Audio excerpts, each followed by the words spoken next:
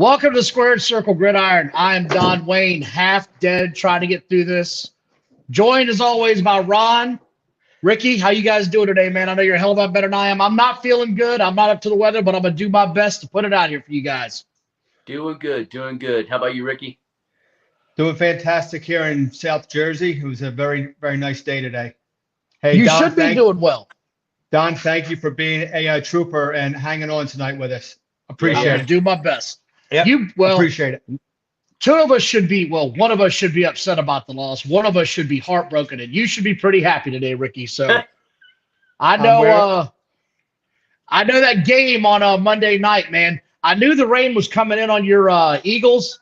I didn't think it was going to rain that damn hard. I mean, you could, unless you had a really good TV, it was hard to tell, but it was really raining there, man.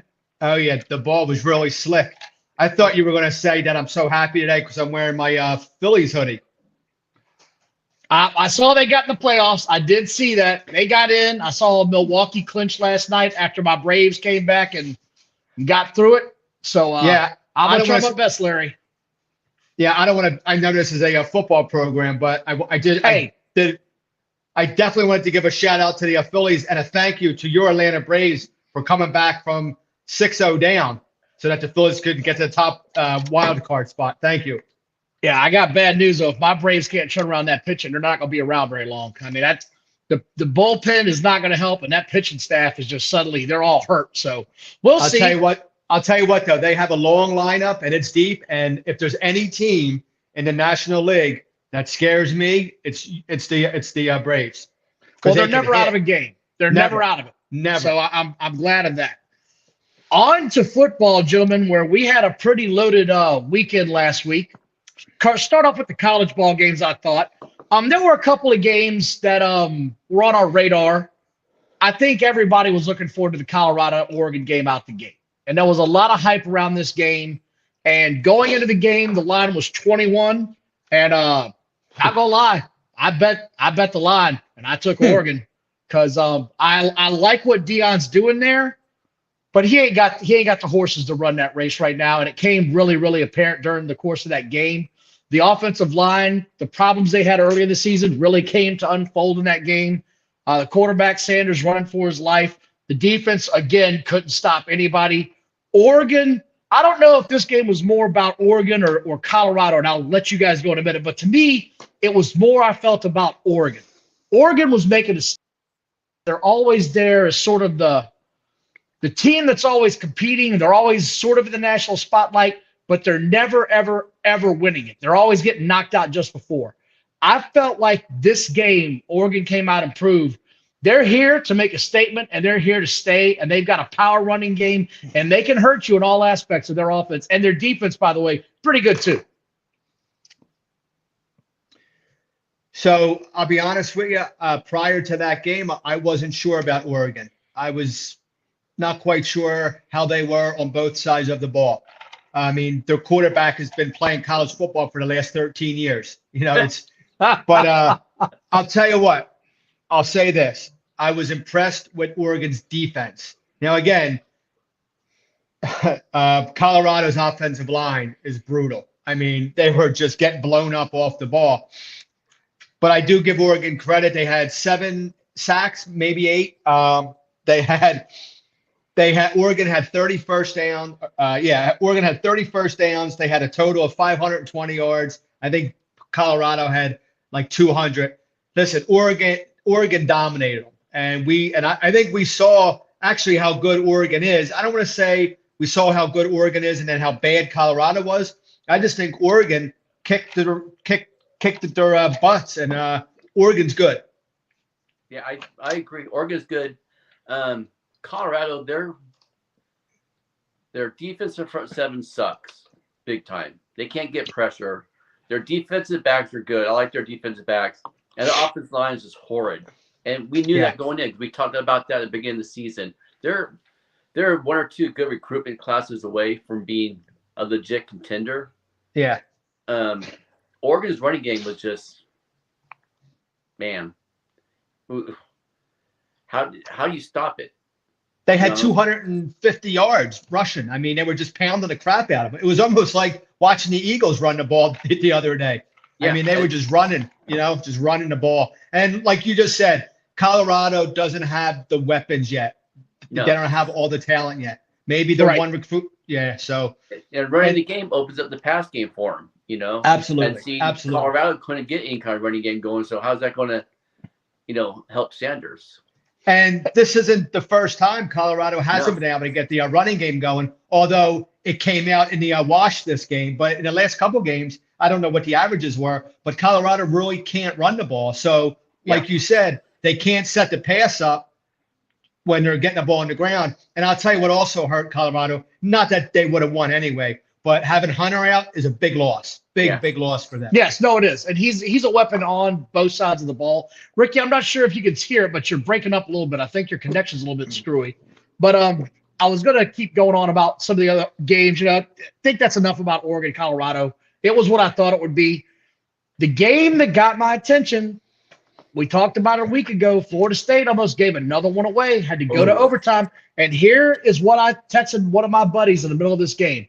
I said, Florida State has got no business winning this football team.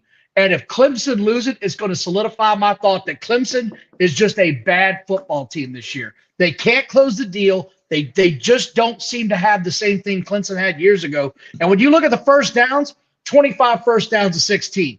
Total yards was 429 to 311. I mean, it was just the rushing yards was 146 to 22. Clemson had no business losing this game at home, and they couldn't close them out. They turned the ball over at the most inopportune times. They couldn't make a play when they needed to close it out. I wasn't really impressed with Florida.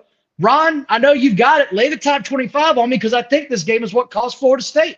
Yeah, so the top 25 is Georgia, which I still don't understand that, but that's just me. Georgia, Michigan, Texas, Ohio State, Florida State, Penn State, Washington, USC, Oregon, Utah, Notre Dame, Alabama, LSU, Oklahoma, North Carolina, Washington State, Duke, Miami, Oregon State, Ole Miss, Tennessee, Florida, Missouri, Kansas, and Fresno State. There's that team Duke again. There's that team Duke again. Yeah. So, Ron, what did you think about that Florida State showing? I was surprised when they showed the stat that it was 2018 that Clemson won the national title.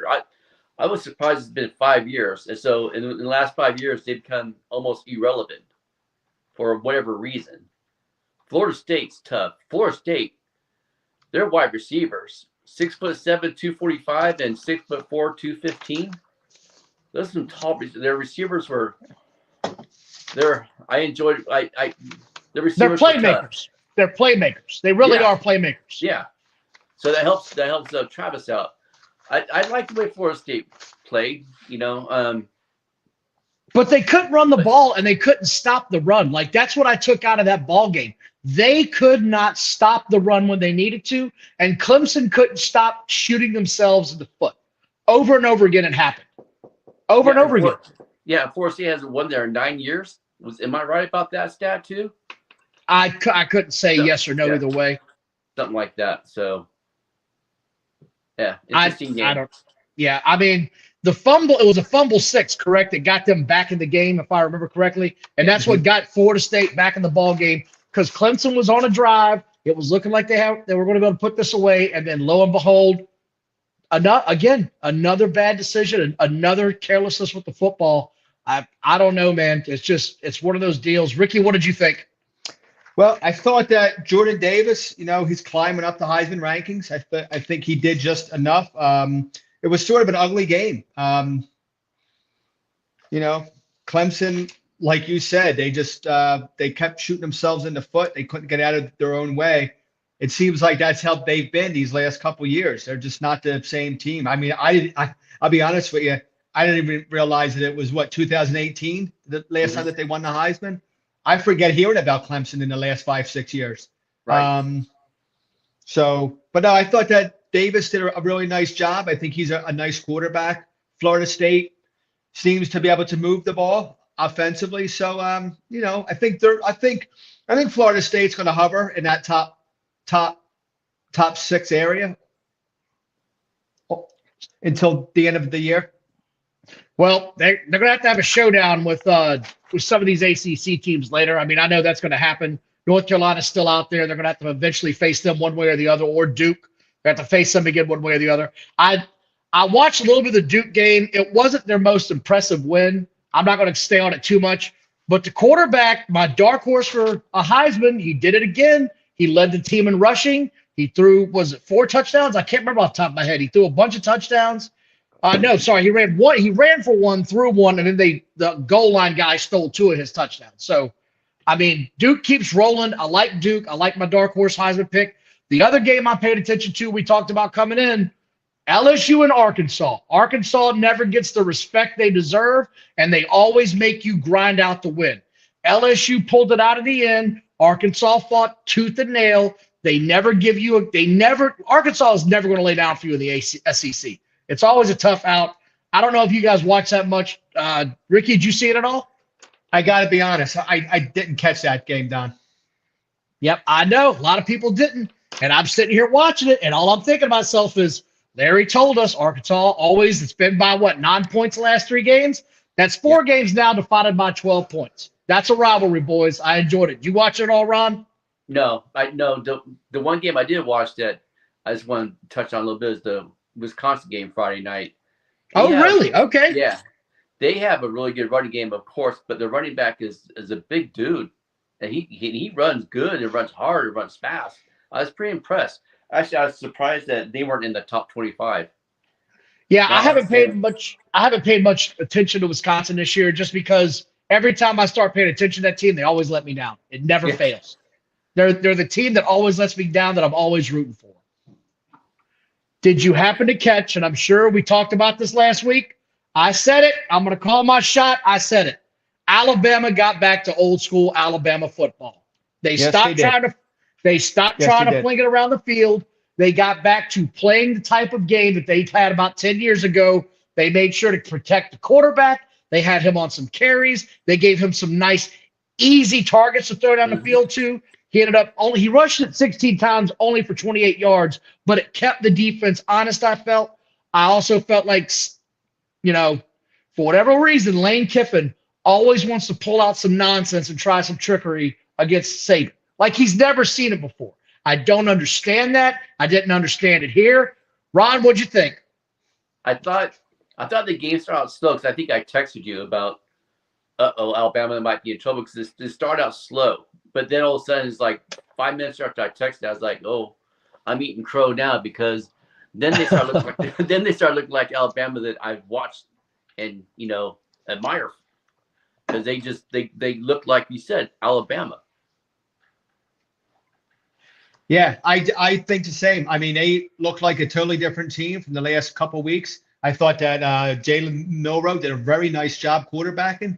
He didn't make those bad throws. I thought Alabama looked very, very sharp. It looked like they were giving him some much simpler reads to make on that field. Like it was a lot of quick ends. It was some hook curls. They weren't asking him to read a really large array on the field. I like what they did with him from a coach. I thought the coaches did a really outstanding job with this game. I think the coaches position, yeah. I mean, they really didn't try to ask the kid to do too much outside of his wheelbox or his toolbox that he's not, real comfortable with. I like what I saw. I think Alabama is going to figure this thing out. I said it a while ago. Everybody's writing off Saban. You guys are idiots that were writing him off at saying maybe he should retire. He just had to figure out what he had at quarterback. I think he knows it now. It might not be as good as what they've had, but they're going to go with it. And think about this too: the fact that it's going to a 12-team playoff this year. Right. Is that this year or next year? Team, I think it's this year, isn't it? 2024. But I think that's the 2024 season. I think this year is still 4 teams. Yeah, this year. Yeah, right. And yeah. And believe me, every college football fan in the country is excited to get to this extended format of a playoff. I'm one of them. I don't know why they. Yeah, I don't know why they couldn't do it this year. It's insane they haven't. They should have already done it, but it is what it is. I just think it's awesome having a 12-team playoff. I think it just totally engages more fans, more teams. It gets the buzz going. I think it's great. Ron, I'm going to let you have your little moment here because USC, man, They continue to roll. The defense is starting to look like a defense. They're starting to play actual football. They're starting to look like they're coming together as units. You know, the second half stats, I didn't really pay too much attention because, you know, by the time the first half was over with, they were already 21-13, but you could see that USC was about to really put the hammer down in the second half. And then, you know, the fourth quarter, they just hung 15 of them, and that was it.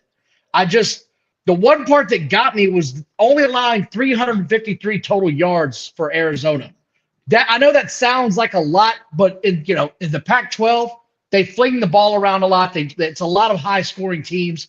I was impressed with USC, man. I'm really impressed with what I'm seeing out of that defense, which I didn't think I was going to be this year. Yeah, this is the first game I was able to see all season. And the two players other than Williams that impressed me was the running back Lloyd and Jerry Rice's son, the receiver, Brent Rice. Yeah, 7 for $133. He had a hell of a game. Yes, he did. Yeah. And then, like I said, the defense totally looked different than they did last year. A lot better. And Don, you know what? Like you just said, I think Arizona, a lot of those yards, a lot of those numbers were like the end of the game, kind of like garbage yards, right? Yeah. It was. So they sacked the quarterback 8 times.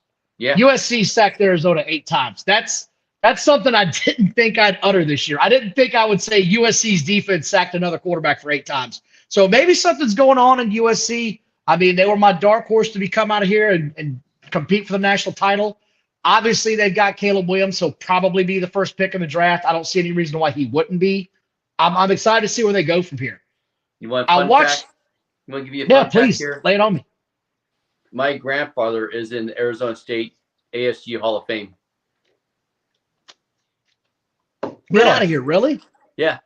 What position did he play? Tight end. Tight end, okay. Yeah. You'll have to send us the link on Twitter, man, so we can take a look at that. Oh, yeah. Absolutely. I'll look it That's up. Cool. Yeah. How far back are you going? I mean, in the Lord. in the 30s, 40s? Probably 30. Wow. Yeah. Wow, that's cool. I want to see this. That's awesome, man. Yeah, definitely. One team that didn't impress me, Ron, was your Utah Utes. Yeah. You got to talk to me, man. I know you're hot on them before the season started. You were big on their defense, and their defense, don't get me wrong, their defense played well again. Defense played outstanding. Everything about this Utah Utes team, I don't like everything about it. I don't like the quarterback play. The running back is okay. He's nothing special. They just sort of grind on you. The defense is outstanding. What's going on, man? What's going on with Utah? The only thing I gotta think of is they're still having the backup quarterback in. The starting quarterback hasn't started yet, and they should have pushed top UCLA. Should have. Yeah, the kid Nate Johnson went the whole game, the true freshman. He played the whole game this time. And like we said at the beginning of the year when they played, he's got to get more time under his belt. I don't know that Utah is going to be standing there when this whole thing is said and done. They just don't have enough horses to really hang in there. The defense is clearly carrying the water on this team. I can't emphasize enough how impressed I was by that defense. I think they had something like 8 sacks. Let me look that up. Like they had something phenomenal like 7 or 8 sacks. So I don't know. I'm sure, Larry, you're on the East Coast. Did you get a chance to look? Sorry, Larry. Larry, he told me to feel better. Sorry about that. Ricky, did you have a chance to look? Larry, I see you, man. I appreciate you telling me to feel better, brother. I do. I caught bits and pieces, but I couldn't watch. I didn't really watch enough of the game to have a take on it. Yeah, like I said, guys. I mean, it seemed like 7 sacks. They had 7 sacks. I mean, it seemed like it was really low scoring, which is uncharacteristic of UCLA, Utah. I figured the score would be like 50-48 or something, but which got me to raise, it got me to my attention as far as the defense, man. It really did. Got my attention on defense. I'm impressed with Utah's defense. I don't know that their offense I don't know their defense can keep carrying this offense like it's doing, man. I just don't see. When is the reason I think Rising is the starting quarterback that's been out? When does he come back? That's when I'll make judgment call, because when he comes back, it should raise offense up a lot more. I've got serious doubts, man. I got serious doubts. Ricky, I got something for you because you kind of caught me off guard when we started this. Penn State, huh? Is this, come on, let's be honest. Is this a homer pick? Is this a homer pick? No. Ricky? No. No. I'm being honest. No, I'm Okay. really being honest. You're I high like- on them. Yes, I am. I am. I like what I see out of them. I like how I like their quarterback play. They can run the ball. They have a nasty defense. I mean, we talked about it. Who have they played so far? Iowa might have been their toughest test. The meat of their schedule is going to be coming up. They got to play Ohio State. They got to play Michigan. So there's going to be some tough games there. If they could run the table, they're definitely going to be there. I just like them, but they have to run the table. Maybe one loss, but I just like them. Can I tell you why I've got serious concerns with them? Absolutely, yeah. I don't know that quarterback is really the guy that can get them there. I did watch a little bit of that game. It didn't look like any of his passes were going down the field. Everything looked like a check down. The defense of Penn State, I take nothing away from them. They forced 4 turnovers or 4 fumbles in that game. They forced 4 fumbles. It was their defense will get after you. Absolutely. But again, it's they only had 3 sacks, but they had 4 forced fumbles. So that's kind of eye-telling. I also think it kind of exposed Iowa. Iowa's one of those teams that every year seems to get love, and I don't know why. I just never buy into their hype. They always get ranked high, and they always look like ass at the end of the year. Yep. I'll tell you who else. I'm sorry. Go ahead, Ron. Oh, I was going to say, did you see it? I watched a little bit of the game, but yeah, I changed it to one of the other games I was watching, a little bit more entertaining. Yeah, a little bit better football because that was not good football. I mean, they routed Iowa 31-0. I didn't watch the whole game. I watched it, and then Iowa couldn't get downfield. Iowa couldn't get 5 yards. So I think I watched something else.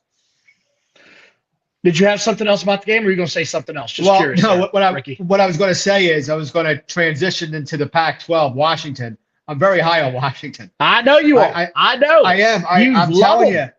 I do. I like that kid, man. I like that kid. I like his receivers. I like what they can do. I just like that kid back there. He played well again. We talked about this last week. Washington's got better receivers than I thought they did. Washington's got 2 studs at wide receiver. Absolutely. I don't know how they're going to translate to the next level, but right now in college, they're tearing the field up, man. Those kids they're both getting 100 yards a game. It's like watching a damn, video game football go on right now. Back and forth. That kid's getting it down the field.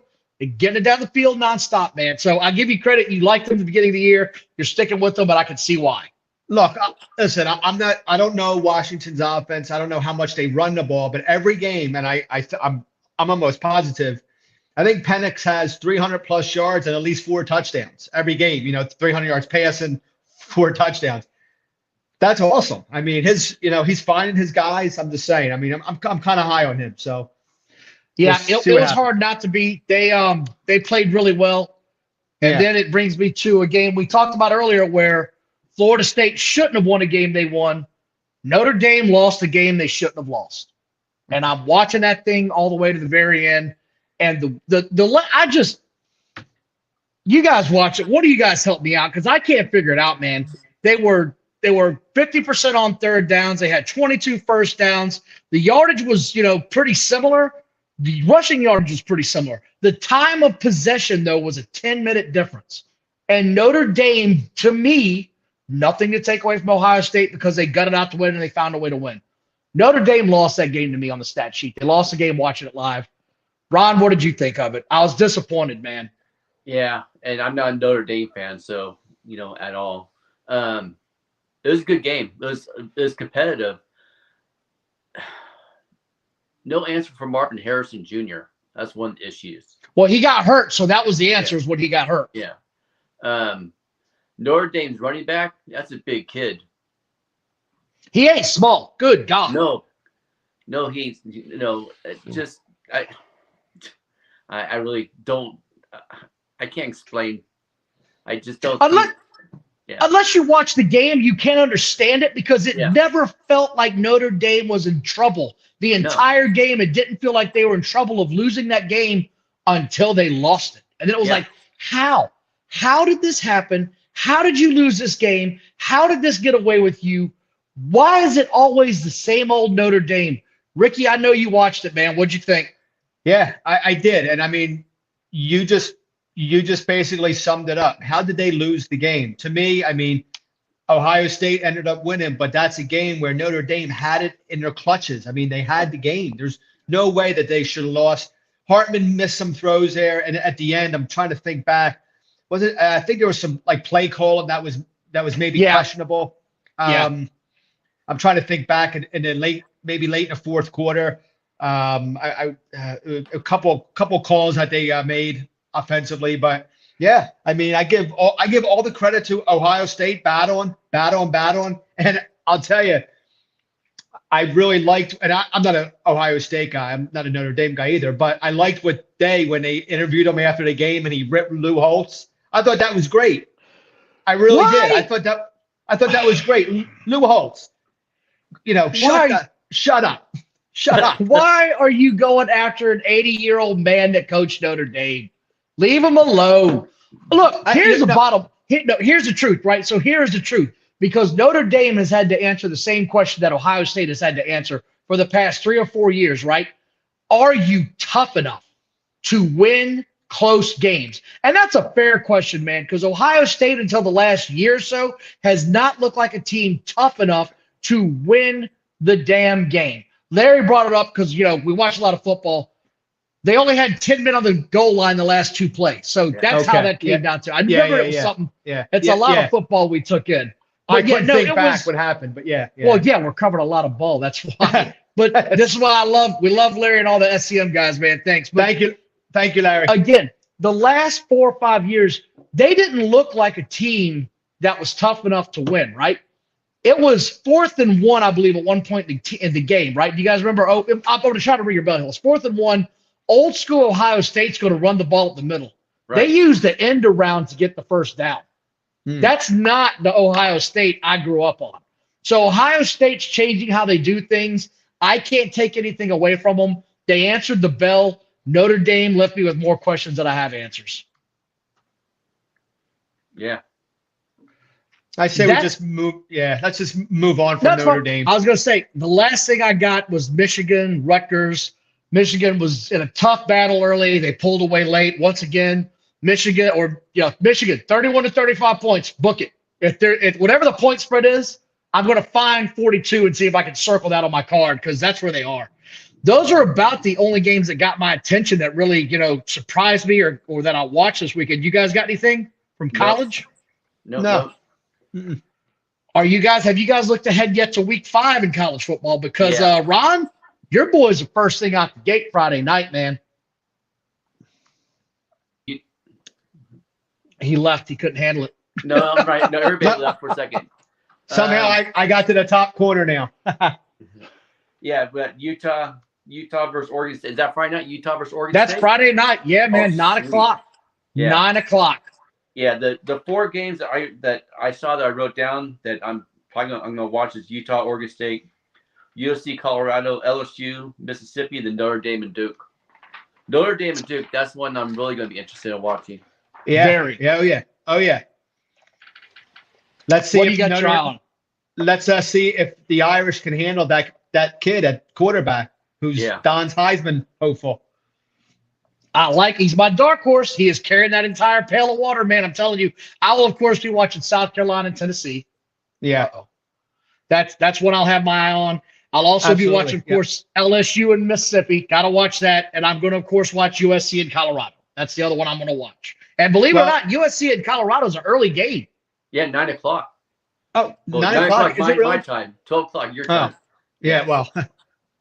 So I think Tennessee, you talked about the South Carolina-Tennessee game. Does Tennessee have revenge from last year when South Carolina ended up going in there and beating them up? They might have it on their mind, but that quarterback better show me he can actually do it. That's sort of been my – oh, yeah. That's absolutely. I brought it up all season. He can throw a pretty deep ball. Can you hit him 5 yards going across the middle? Yeah, I was down. That's my concern. Yeah, I was down on Spencer Rattler first couple games. He had a big week last week. Let's see if he can continue this week. Well, that's all I got for college ball. You guys ready to move on to the NFL a little bit? Yes, sir. Oh yeah. Figure we start off with the first game we saw, which was a bloodbath. San Francisco continues to roll. I mean, they handled the Giants. I mean, they just beat up on them, man. Like it almost looked like a varsity versus a junior varsity football team. Yeah. That's what this reminded me of. San Francisco pushed them around on both sides of the line. They did what they wanted to do to them. I didn't think this was competitive at all. It was 17-6 at the half, and it just didn't get any better. I mean, they scored 13 more points. San Francisco scored another 6. It wasn't a competitive football game to me, and I had a lot of high hopes for the New York Giants defense this year. I really thought their defense was going to be what they're going to hang their hat on this year. And right now, man, they're just getting bullied. They're just getting beaten off the ball. Ricky, I know you're a Northeast guy. You're an NFC East guy. What'd you think? Look, I think San Fran's real. I think they're a real deal. Purdy's a really good quarterback. They are very good on both sides of the ball. They kicked the Giants' butt. I mean, they are just a better team. And as the 49ers keep on rolling here, I don't see them. I mean, they're just very, very good. That's. You know what it feels like to me, Ron? It feels like the San Francisco 49ers have built a bully. That's how it feels to me. And that's why they beat the Rams all the time, because they're bullies. And that's what they were with the Giants too. They bullied them. And let's say Barkley was healthy. That wouldn't have helped nothing. Dimes, how is Danny Dimes overthrow freaking Darren Waller? Two or three times he overthrew him. That's just wow. It was a bloodbath, and is what I expected. And I will, hurts me to say this, but Niners are real, man. They're for real. Yeah. Absolutely. Yeah. Absolutely. No. I mean, I had them going. I had them going. I still got them going. The Eagles and the Niners are the class of the NFC. Yeah. How did I know you get your Eagles in there somehow? Somehow the Eagles are getting in there. I'm just being honest. No. But I will say this, and I'm going to be honest. Right now, I think the Niners are a better team than the Eagles. I couldn't just. I mean, I agree completely. I don't know that anybody's as good as the Niners in the entire NFL right now. If I'm being honest about it, I just don't. It's call a spade a spade. I disagree. I think Philadelphia is better. Okay. Yeah. We're gonna see. We're gonna learn. Some weeks. Yeah. On to Indianapolis and Baltimore in the upset of the weekend. And Gardner Minshew, man. Every time you think forget about that kid, he comes out there and shows you he's still got that moxie. They had him throw the ball 44 times. Yeah. When have you heard of a backup quarterback coming on the field and throw it 44 times? Somebody tell me something. I don't care. He threw it 44 times. They went for a 60-something yard ridiculous field goal in bad conditions. I didn't like the play then. And then they punt it the next time, lose the game because of it. I don't know, man. Lamar Jackson didn't really impress me in this game. Gardner Minshew impressed the hell out of me. Zach Moss impressed the hell out of me. 30 carries for $122. They didn't even really – the backup didn't even see the field but a few plays. Like, they rode Zach Moss for a horse. They were not getting off that guy. Did either one of you happen to catch us? Yeah, I think he had like 225 yards rushing. Yeah, 122 with no touchdowns. Go figure. Yeah. And Minshew, listen, he was the backup with the Eagles the last couple of years. I thought he did a nice job when he went in. I was kind of mad that they let him go. Now he's getting the opportunity to start. The Colts seem like they got some nice pieces going here. So, I don't know if Minshew will be able to continue that over a 16-game or 17-game season, but tell you what, I thought the Colts did a very, very, very nice job. Yeah. Well, they should have their quarterback this weekend. Maybe he's still in protocol. Oh, is he still? Because I heard he was going to be cleared this week. Yeah, No. he's still in protocol. Damn. Well, we'll see. But you know what Minshew does is he does what Zach Wilson should be doing. He plays within the game. He doesn't let the game get away. He plays the game the way it should be played within himself. So he doesn't take chances. He plays it smart, and he's a smart He's a smart quarterback. Yeah, he doesn't try and do too much. He just, No. like you said perfectly, he stays within the game, and the coaches probably coach him like that. They probably call in offensive plays to fit him. And so you mentioned Zach Wilson. Why aren't they doing that with him? Now, listen, I was hoping that Zach Wilson had a better couple weeks, but that kid just looks. Yeah, we'll get to that. We'll get to that. Yeah, I know. Yeah, I'm trying not to talk yeah, about that. Yeah. Now, I say that, Lamar didn't impress me. What I mean is he didn't impress me throwing the ball. He looked like he was trying to carry this entire offense. I don't know what it is about Baltimore. He had a 100-yard ground game again, right? He looked a little bit more like the old school, I'm going to take this over and take it in my own hands if I have to. But I don't know if it's Lamar, or I don't know if it's the offensive coordinator, and I don't know if it's the weapons around him. But when he drops back to pass, it just looks like, I don't know, man.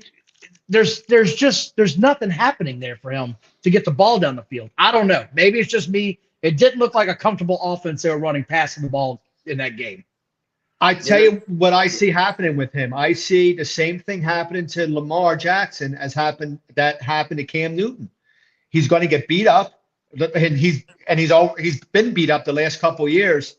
And I think that the miles on his tires are just going to be. It's just going to kill him. He's not going to be able to go for 100 rushing yards a game. He just can't. No, I agree. I'm going to go on now, if you guys are ready, talk about Cleveland and Tennessee, because I think we know what Tennessee is now. Like the school's in session, boys. Lamar Jackson, Deshaun Watson only missed 6 passes in that game. Tennessee's secondary is a mess. Mm-hmm. But I'll say this much in their defense. You're not going to run on the Tennessee Titans. They are not going to have it. I don't care who you are. You're not running that ball. That's what that team's identity is. That run defense is stout. The Browns ran the ball 31 times for 78 yards. That's wow. Dude, you're just not going to run on that team. But the other flip of that coin, we talked about it a week ago. Look, I like Ryan Tannehill. Seems like a good guy. I think we're at the end. Ron, what do you think, man? Yeah, I think we're going to end with him. I think we're going to end with Derrick Henry too. Yeah. Now there's a thing called the 370 touch curse. Look at yes, I know all about it. So that's Derrick Henry is falling right in line with that right now. And how's he getting out touched by Spears? I think by the trade deadline he's going to be traded. You think so? He's not happy. He's going off. He's starting to vent on the sidelines and stuff too. Well, there's no hole. There's no hole. That offensive line is a disaster, man. It's terrible. So, I'll watch that. Oh, shit. I guess we're going to talk about this next. Somebody in Denver's got to get fired. Like, that's all there is to it. Somebody's got to get fired. I was waiting for this. You cannot get 70 hung on you and then come out the next day and say, yeah, we're keeping the defensive coordinator. Right.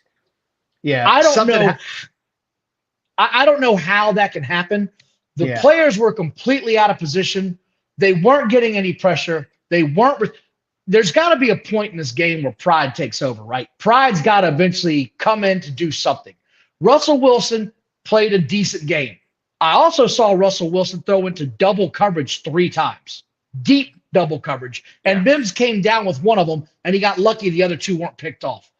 I didn't like anything about this team. Denver only ran the ball 20 times, but by then, it was too late. They could not stop them. I'm not saying this is on Russell Wilson by any means. It's all on that defense. That defense is terrible. It was embarrassing as a fan. I already know what's going to happen. It almost looks like Nick Saban or Sean Payton looked at the defense coordinator and said, who can I hire that will destroy this defense in one season so I get the number 1 pick overall? That's how it feels, man. As a fan, that's how it feels.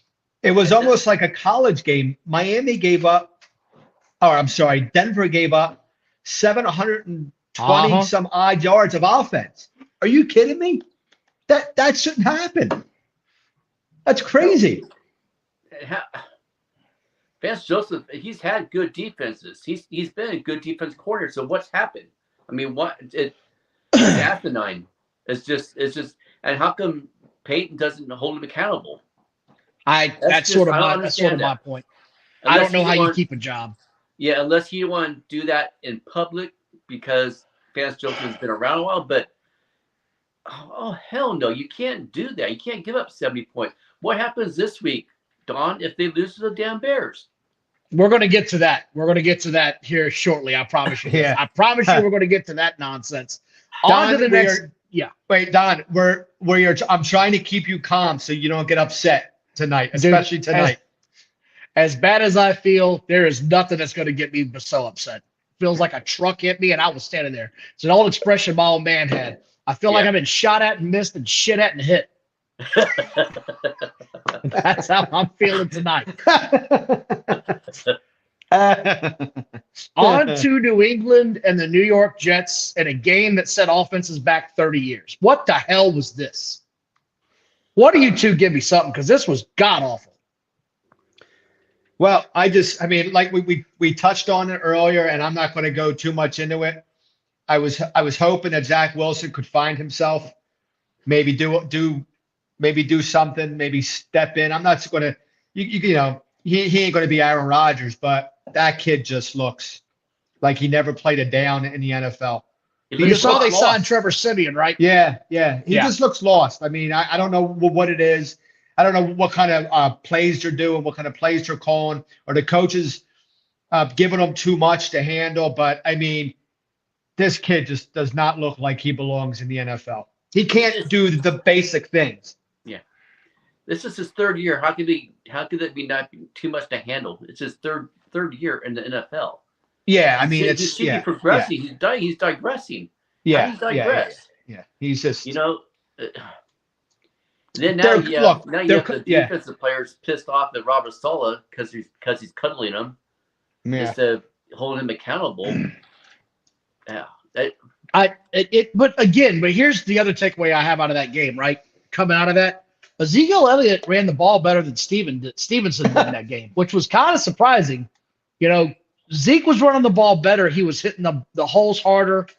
But having said that, Jones didn't look good again. Like, he doesn't look comfortable with the offense they're running. I don't know, man. Something about that team doesn't look right for me. I'm going to keep watching them. New England doesn't look right. I saw the Buffalo-Washington game. I went to the bar this week with some buddies. I wonder if this is where I got it from.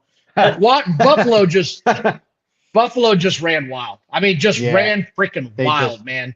Sam threw some terrible interceptions in this game. I think him beating the Broncos a couple of weeks ago gave him some confidence he shouldn't have had because he started trying to squeeze that thing in there in some bad holes. I didn't have anything else to take about that. And just Howell played terrible.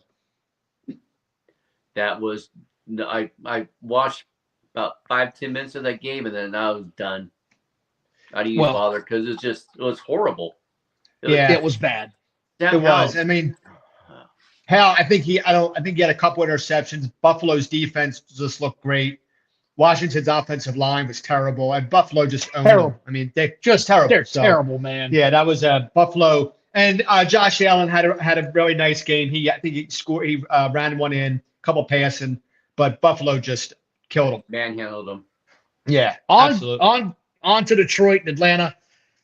So, secrets out of Atlanta. We were talking about a couple weeks ago. We had a feeling of what this team is. They're going to try to run the ball, even with the quarterback. And the Lions said, you will not run that ball against us today. We are going to stuff the line. We're going to run blitz you all day. We're going to dog blitz you into submission. And we're going to make you make that kid Ritter throw the ball. Did you guys see the total sacks for the Lions after this thing was said and done? No. How about 17 sacks? Wait, what? The Lions sacked him 7 times. 7 times. Okay. Oh, I thought you said 17. That's what I thought. No, God, that'd be a record. 7 times. I'm like, no, what? Yeah. That'd be a record. No, but he got sacked 7 times. He was under duress all day. The Lions were still really clearly pissed off after last week's game. Yeah. I was thoroughly impressed at how they handled this. It looked like a good team effort. It wasn't overwhelming. They don't look like world beaters, but they look like a team that could beat you. Yeah. All right. I want to ask you guys this opinion on Goff. What's your opinion on Jared Goff? How far can he take the Lions? Go ahead, Ron. I know you're a big hater. Go ahead, Ron. I like Goff. No, I like Goff. The problem Fair with enough. Goff, though, is if you get pressure on him, he gets these happy feet and he makes mistakes. Yeah. If you keep him straight up, he could lead him to a Super Bowl. He's that good. I mean, he led the Rams to Super Bowl, but he's that good. But if you get pressure on him, he gets happy feet. He makes dumb decisions. I like Goff. I don't like him enough to lead my team, and I wouldn't want him leading my team to a playoff push. Having said that, this is what they are. This is who they are. Yeah. They're going to run the ball. Goff is going to do some bootlegs. He's got a strong enough arm to push it down the field. I like what I saw. The kid played hard. Well, I say the kid, shit, he's been in the league now for a while. He's 30 years old. I thought he played well. I got nothing bad to say about it. That was a good team win by the Lions. Yeah. Here's what I will say about Goff. Do you remember who was drafted right after him in 2017 draft? Nope. Didn't Goff go number 1? Yeah. Yeah. And then do you remember who was drafted number 2? Who's been trying to find a job? He's been out of the league for like a year. Oh, God, I don't know who. Carson Wentz. Oh, damn, that's right. Oh, yeah, damn. Yeah, I hear Eagles. Eagles. You would know that. Yeah. I watched the Green Bay New Orleans game, man. And this was, I mean, dude. What the hell do you say to a Saints fan after that game? You know, I mean, everyone knows why they lost the game. There's no secret on it. They lost their quarterback. And then Jameis Winston came in and couldn't hit the backside of a barn. And just as soon as their quarterback went out, it looked like a completely different game. I give Jordan Love all the credit in the world. He led them back ferociously. I mean, 18 points in the fourth quarter. But at some point, if you're the Saints, you got to look at your defense and say, guys, I mean, all we needed was one stop. One stop, and we got this. I felt bad, man, because Carl was playing well. Chris Olave, say what you will, Chris Olave is the number 1 receiver in the NFL. He had another 100-yard game. He catches everything thrown his way. Yeah, he's helping me out on my fantasy. I'll tell you what, even though the Saints lost that game and they gave up, 18 points in the fourth quarter, I like the Saints defense. I still like the Saints defense. It's tough to go into Green Bay and win, but you got to show me a little bit more if you're going to be considered an elite defense in this league. That showed me they're really good. I don't know that they're elite yet. Ron, you got anything? No, this was a good game. I just when Carr went out, this like deflated the whole team. Yeah, it did. You know. Yeah. Larry said, "Pain and agony on me." I mean, I get it. Yeah. I'm gonna talk about my favorite game of the weekend. Houston and the Jaguars. This was my favorite game this weekend. We talked about it a couple of weeks ago. Stroud, I think I said it a couple of weeks ago, or it might have even been last week. You can see Stroud starting to figure this game out. It was a little bit fast for him the first week. The second week, you could see he wants to make the play. He's just not reading it early enough. He saw the play in this one and made it. He saw the play in this one, threw it down the field again, took no sacks in this game, which I also speaks very highly of what the damn Jaguars are doing. I think they're relying way too much on their front four to get all the pressure for this team and not helping them free up on one-on-ones with their outside guys. They're getting too many chip blocks. They're getting double-teamed by the guard or the offensive tackle or the tight end of the tackle. Trevor Lawrence doesn't look right. He looks broken still. They finally gave the ball to ETN 19 times, but when you go look at the stat sheet for his receiving, only 4 for 50, right? Like, I feel like the carries should be down by about 4 and the catches should be up by about 4. Up a little bit, yeah. Yeah, like take away his carries, give the kid more passes. That's where ETN can burn you. I've seen him in the slot in college. The kid can do it all, man. I don't understand what's going on in Jacksonville. It looks bad. Ron, got anything? Yeah, Houston looks good. Stroud's 901 passing yards right now. 901. No interceptions. The kid looks like he has complete control of the offense. My only worry about Houston is they have no running game. Eventually, it's going to catch up to him. Now they have Tank Dell looked like the real deal. Yeah, and I think he needs to get more of those carries to free up ETN to catch more swing passes. Like I'm not seeing enough of those guys on the field at the same time. And I think if you put ETN and Tank on the field at the same time, it's gonna cause a lot of problems for these defenses, man. Because as soon as ETN goes in that slot, it's okay. Well, Tank can still get this ball. It's not a foregone conclusion who's getting it then. That's just me. That's some of the things I'm seeing with this offense. Minnesota gave it away again. Yes, they did. And the Chargers tried to out-stupefy them by going for it on fourth down on their own side of the field at like the 28 or the 25. This guy's got to get fired, man. Again, the Chargers are going to ruin another franchise quarterback. Herbert is a franchise quarterback, and I'm watching this go down again, and another one's going to go down the drain. Ron, you're out there. Give it to me, man. He needs to go. He's been making those same stupid decisions since he started the head coach job. This is his third year as head coach for Chargers. It's asinine. Why? You don't need to do that. You don't need to do that at all. I agree. Then Vikings, I don't know what I don't know what their deal is. But Mike Williams going out now, ACL injury. That's gonna hurt them a little bit. Yeah, he's gone. But it might be Quentin Johnston time, so we'll see. San Diego's always, the Chargers have always been that one team, though. Every year they start out like crap, and then all of a sudden they turn it on. So maybe this is when they start turning on. Especially against Raiders this week. So, hey, Carlos, thanks for joining, man. Ricky, Hey, did Carlos. you notice something, Ricky, though, with the Vikings this week that I noticed? Just see if you noticed it. Did you notice something? Something very different about their offense this week. Madison was running.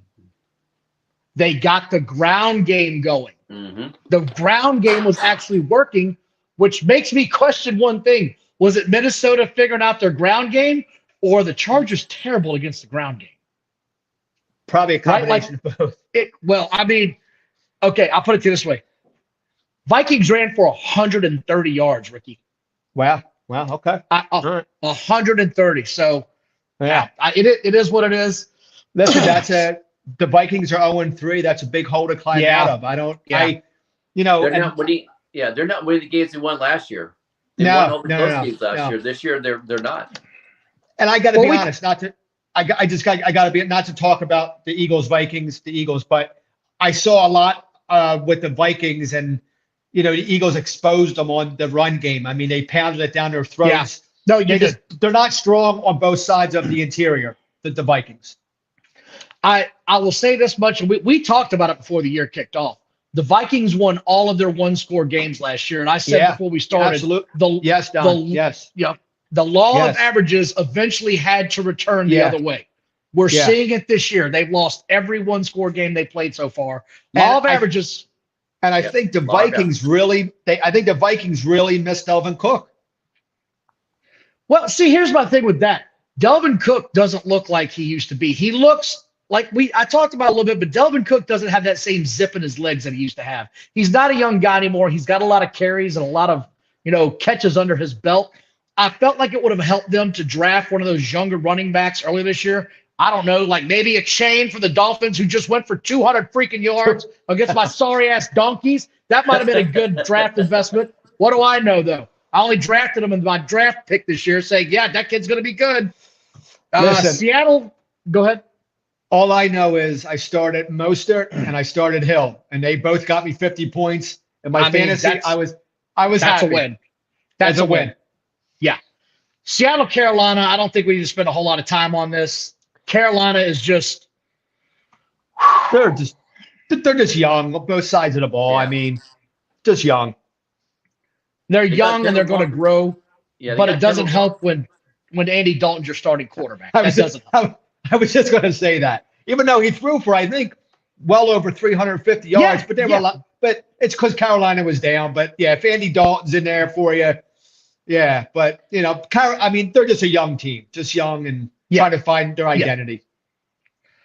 I need somebody to explain the Cardinals trouncing the Cowboys. I need someone to explain this because the Cowboys had more first downs. They had more total yards.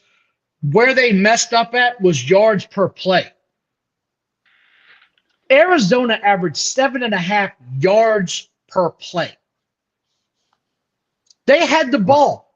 The Cowboys had the ball 10 minutes more than Arizona. Yeah. How did this go so bad so fast? Because you looked up and it was 21-10 at the half, and they never looked back. They never looked back. And the Cowboys ran the ball for 185 yards. Yeah. But then you look at Arizona, they ran it for 222 yards, man. I was stunned by this game. I don't know about you guys. I was stunned. I wasn't impressed with Dak really through the game. He didn't really. His passing wasn't impressive. Tony Pollard had the quietest 122 yards I've ever seen in my life. That was the quietest 122 yards in history. Yeah. Like, I don't know about you guys, but when they finally showed the stats in the game, I was like, that dude had 122 yards? Yeah. Yep. Well, it seems like the Cowboys defense, they just stayed in Dallas. They didn't want to show up at all. You want to know what the most surprising stat is about this game that got my attention when it was over with? Guess how many 100-yard rushers the Cardinals had? How about zero? None. Really? Wow. 222 rushing yards. None of them had a 100-yard game. Wow. 100-yard game? None of them. Wow. James Conner had 98. Josh Dobbs had 55. It was a dismantling, man. Hey, you know what? I'll tell you this. People talked about Arizona. They're going to throw their games. They're going to play for Caleb Williams. They're going to quit. I didn't see any quit in this past game against Dallas. Even though the Giants came back, scored 28 against them last week. I give Arizona credit for going out there, fighting, and actually playing hard. Because I'll tell you what, I hate, and I don't think football does it, but like basketball or whatever, where teams tank, teams do that whole tanking stuff. I don't see that from Arizona. Arizona fights. No. Arizona might not win 10, 5, 6 games, whatever. But I'll tell you what, they are going to fight you. Absolutely going to fight you. If you think about it, I text you guys this too, that if they would head on to the second half leads the first 2 games, they'd be 3-0. 3-0. That's unbelievable. I mean, yeah. I tip my hat, man, because I'm in the same boat. I thought they were taken for the season. They've kept them in every game. I've been thoroughly impressed. I got nothing but love to give for the Cardinals right now. Yeah, they're not going to be easy out. Yeah, they're not going to be easy out. Yeah, they're going to come at you every game. You know who's not going to come at you every game? The Chicago freaking Bears. What the hell has happened to Justin Fields, man? The dude looks broken. He looks out of place. I've seen people try to blame the coaching staff. I got news for you. This is second head coach, right? This is second head coach. Yeah. If you look at the all 22 film, and I have, and I've watched all these guys break it down. I've watched guys above my pay grade, so to speak, break this down. They showed a perfect play in which he didn't pull the trigger, where the tight ends were both running a seam and an inside route.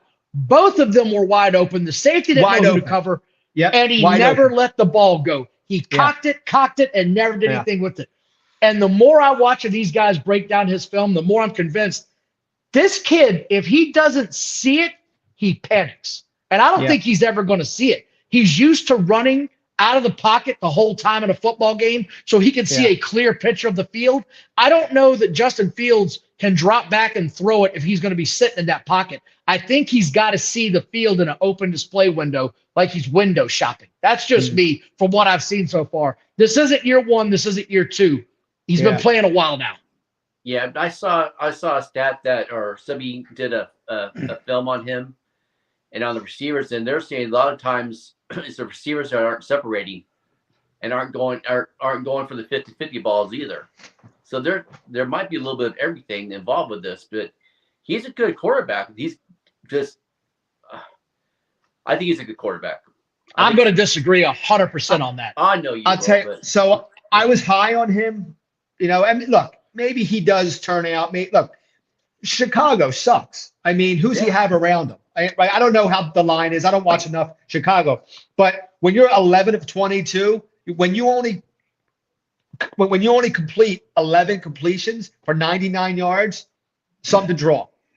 Now, is that the offensive line? Is that the game plan? Is that how Kansas City? I don't know. But I'm kind of pulled for the kid. I liked him at the beginning of the year. I was hoping that the kid improved and did better, but he just looks bad. He really does. But it's probably a combination of Chicago not being very good, their offensive line not being very good. But Don, you touched on it, and I saw that same thing. He cannot read open guys.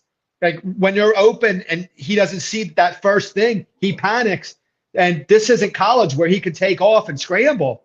He can't really do that here. So, maybe he'll get coached up or something. But yeah, Ron, I know you're a he's been big fan of terrible. his, Ron. I know you are. And I wanted the kid to do well. Okay. I wanted him to do so damn well. I drafted him in fantasy. Okay. I thought he was gonna do well. Yeah. And he looks like he's regressing as a quarterback, not progressing. And I know people are like, well, a couple of his offensive linemen are hurt. That happens in the NFL, right? Yeah. You're gonna have injuries. You know who's not hurt? His tight end and his number one wide receiver. You know who else isn't hurt? Their running backs. He's not getting the ball down the field. And we talked about this, I think I said last week, unless it was a curl route, like a 5-yard curl, he wasn't throwing it with any kind of confidence or accuracy. I saw it again against Kansas City. It looks like he's hesitant to run when he's under trouble, and he's hesitant to throw when he's under pressure. That's just me.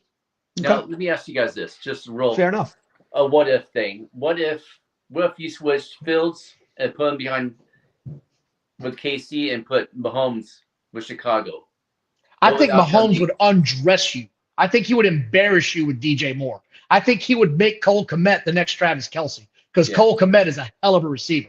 I think DJ Moore is better than any wide receiver that the Kansas City Chiefs currently have. That's what I think. And I also think that their offensive lines are pretty similar. So that's how Kansas City's having to bench their right tackle because he can't line up.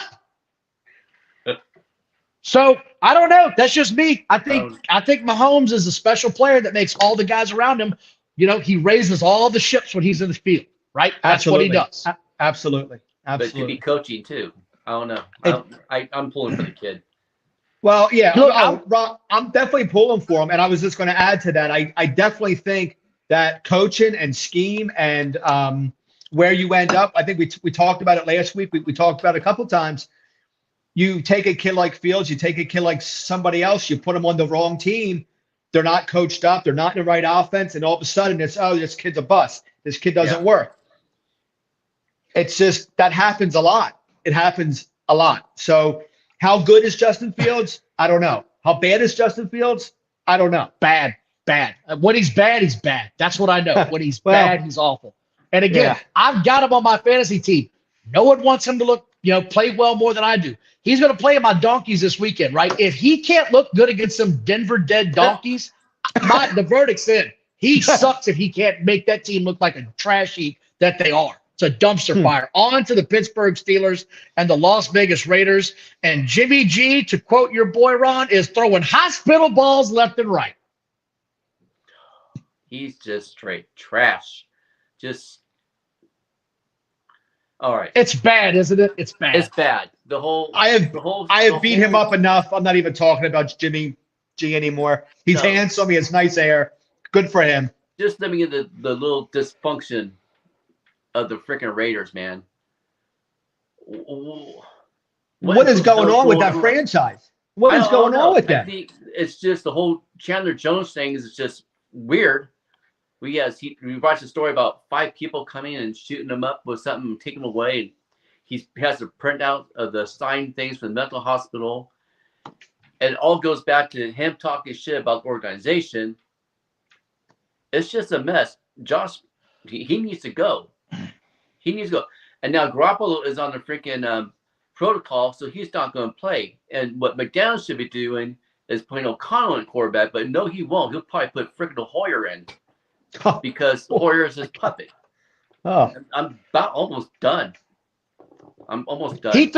He threw 3 picks in this game that were 3 picks. Bad. Yeah. 3 bad picks. Not tip balls. No. Not 3 bad picks that what's he, year 10? I don't know how long he's been playing. You shouldn't be making those those picks, those interceptions. He thank God, Ron, thank God I'm not a Raiders fan because that guy drives me crazy. Well, he does. He drives me nuts. And let me tell you, this is why Jacobs really can't get going because the defense don't respect him. I don't know how many times I counted 8 people in the box when Jacobs was running. I mean, you double team Devontae Adams. You put 8 guys in the box. That's your game plan. That's the game plan. Because you know Jimmy G is going to cough it up. If I was the Raiders, here's what I would do. I would trade for Levi Wallace and put him at wide receiver because he was throwing that son of a bitch the ball like it was going out of bounds. Levi Wallace was he was the number 1 target at one point in time from Jimmy G. That was sad. I mean, they got to go. It's terrible. Yeah. I just want to add something just real quick. Did anyone hear more of the story, Ron? This is for you since you're plugged in with it. Did anyone hear more of the story about when the guy Jones said he was hospitalized, not on his own will or something? Did anything else come out? They took him away. Nothing since then. Yeah. They took him away and put him in the mental hospital. He had pictures of the sign-in sheets, and then he said that at the hospital that the doctors kept on trying to feed him pills and shoot him up with stuff. He kept on saying no, no, no. So it's a shit show, man. Yeah, I just didn't know if something else came out. Yeah, just craziness. I've been watching it really closely on ESPN Inside, and they haven't said much about it. So nothing else has come of it. I'm waiting to watch. There's gonna be more to the story. Yeah. All right, Ricky. Here it is, man. Philadelphia owned Tampa Bay. Just owned them. 13-3 at half, and they never looked back. I mean, no. The Eagles defense didn't let Baker Mayfield breathe. I mean, Baker Mayfield is Baker Mayfield. So I'm not going to sit here and gloat about the Eagles. The Eagles defense looked very, very good. I mean, really good. Jalen Carter got a half sack. Yeah, he's a beast. I mean, he's a game wrecker. I want to touch on one thing, and then Ron, I'll let you go. This whole tush push thing. It is driving me crazy. All other 30+ teams can do it, right? It's not illegal. It's an NFL play that every quarterback and every team can do. Why are people saying it should be illegal? They shouldn't do it. It's ruining the game. And I don't care if it's the Eagles or the Chicago Bears or whatever. It's an NFL play that the Eagles do well. Yeah. No one else does it. So I'll raise my hand on this, and I'll tell you what's going on, right? So the tush push is supposed to be you can push the guy. You cannot come to the side and pull him or pull him from the front. And what's happening a lot when you see the play and they're not calling it is the tight end is grabbing him in the front and the back and pulling him forward. Okay. So that should have a flag float on it every time. If I got no problem with doing the tush push. My issue is with the officials. Throw the flag when you see the illegal play, just like the right tackle for the Kansas City Chiefs the first week of the season. If you remember, dude lining up 5 yards off the line of scrimmage. Yeah. So that's the biggest issue is the officials aren't calling the penalties when they see them. I saw the tight end do it a couple times, and I was like, all right, that's got to get called, officials. But until they start calling it, keep doing it. We talked about this last week, and I'm going to toot my horn again. DeAndre Swift should not get the ball more than 15 times a game. He got it 16 this time. He also caught one pass, which I was like, all right, look, if you want to throw him, take away them carries. But his magic numbers are right around that 15, man. I think if you keep that guy about 15 touches a game, you're going to have him for the long haul. It also showed Gainwell, right? Yeah. And I like Gainwell, but it showed what Gainwell is. He's a plotter. Right? He's going to plod through the line. He's not the quick guy. Swift is the home run hitter. Swift is I'm out of here. Shazam, I'm gone. You never saw me coming. I also thought it was great they got back to A.J. Brown. Okay. A.J. Brown is what frees up a lot of your deep plays because they got a hold of Devontae Smith and they were not letting him get deep all night. No. And I felt like it was a good combination. The rain also played a factor. I thought to keep them from throwing the ball deep like they did. You're not going to run on the Eagles. I'm going to say that now. I feel like the first couple of weeks, was sort of them figuring out their ways because they got a rookie up there. I'm pretty confident now. I think the Eagles are starting to find their way. The secondary played much better. The front line played much better. They only sacked him, I think, twice all night, but he was under duress all night. So the whole entire game. Tip your cap to the Eagles, right? Yeah. And then on to Ron's Rams. Talk about just a tough, gutty loss, man. Just tough, gutty loss. Because you guys had Jamar Chase pretty much hemmed up in that whole first half. He was catching a few, and then suddenly he started running loose in your secondary. Like, what happened, man? He just suddenly got loose everywhere in that second half. But most of those throws, he got hit deep. One of the deepest balls was like 15 yards, but most of those passes were within the first 10 yards. Now, the Rams have a freaking edge rusher in Hope, number 97. That was a defensive lineman. Now he's been like a proclamation project for McVay. He can't cover worth a shit. He can't tackle worth a shit. You have Chase going down through the middle, and they want him to cover him. That ain't going to happen. All right. The Rams, McVay got cute. McVay got freaking cute, man. When you only run the ball 8 times against the 28th ranked rush defense, you're doing something wrong. And McVay's known for that. He does that a lot. He did that a lot last year. He gets cute. They should have won that damn game. Technically, they ran it 13 times, but only 10 of them were by running back. But no, I know what you're saying. At one point in the game, they said they've only run it 8 times, and that was late in the fourth quarter. And I was like, that's a telling stat. Because, Stafford, look, I said before the season started, I was really, really nervous about that offensive line. He got sacked 6 times. Yeah. Okay. So let me speak on that real quick. So the starting left tackle went out. So they bring in this kid named Zach Thomas, who they picked off the Chicago Bears practice squad to play left tackle. Yeah. Play left tackle. Okay. No, I know your offensive line was banged up. I knew that. Okay, McVay doesn't do anything to help him. No tight end chip, no running back chipping. So Hendrickson just had a free run at freaking Stafford. And if Stafford's pressured, he's going to do dumb things. Well, I didn't feel like it was a very competitive match at the end. They just sort of seemed to pull away. No one was really getting their hands on Jamar Chase. It is what it is. That's all I got on this past week's football. You guys got anything else?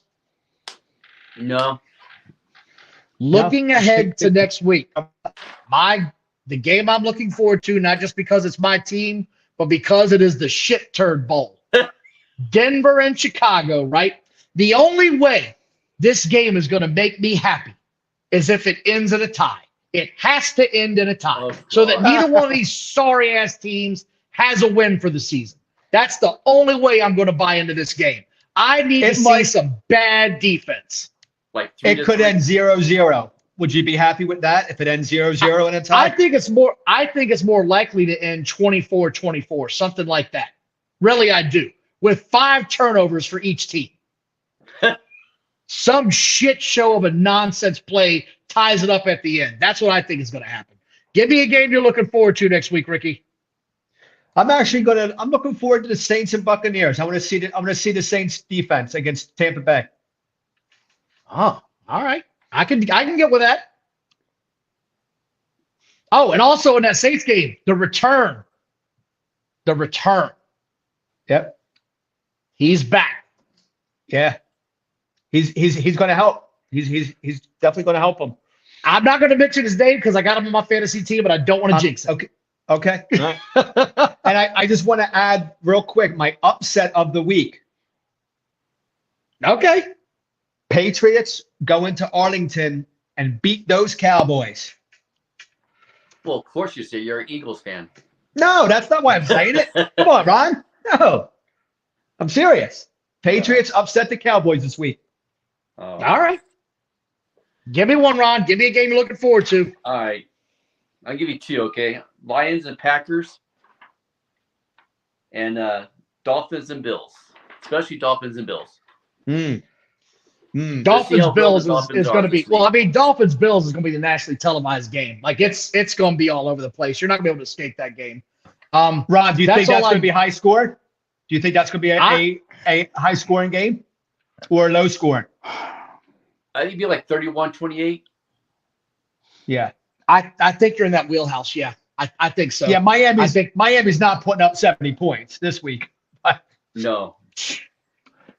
I don't think anybody else is in my lifetime, to be quite honest. That's so embarrassing.